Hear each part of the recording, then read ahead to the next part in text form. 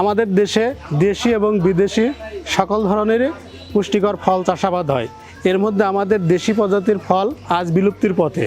আমাদের মেলায় যারা দর্শনার্থী আছে বা আমাদের স্কুল কলেজ এবং আপামর সকল শ্রেণীর জনতা আমাদের এই ফল মেলাতে এসে আমাদের ফলের পুষ্টি গুণাগুণ এবং দেশি এবং অপ্রচলিত ফল আমাদের কি কাজে লাগে শরীরে এবং মানবদেহে সেগুলো জানতে পারবে এবং আমাদের বাড়ির আশেপাশে অতি সহসায় আমরা যেন ফল এবং পুষ্টিকর ফল পেতে পারি তার সমস্ত কিছু এই মেলাতে আমরা আয়োজন করেছি।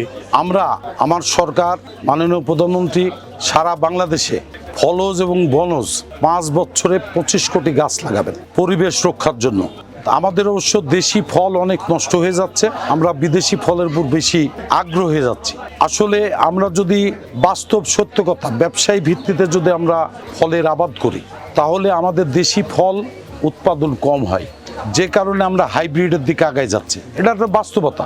ফসলও দেখেন, আমাদের ধান হয়তো কয় মন, 5 মন, 4 মন, 6 মন, আজকে ধান হয় 30 মন, 35 মন হাইব্রিডের কারণে।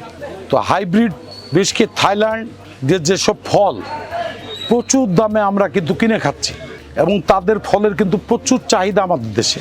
আমরা যদি এটা আমার দেশে উৎপাদন করতে পারি আমি মনে করি তাহলে থাইল্যান্ড থেকে আর আমাদের ফল ইম্পোর্ট করা লাগবে না, ভারত থেকে আমাদের ফল ইম্পোর্ট করা লাগবে না।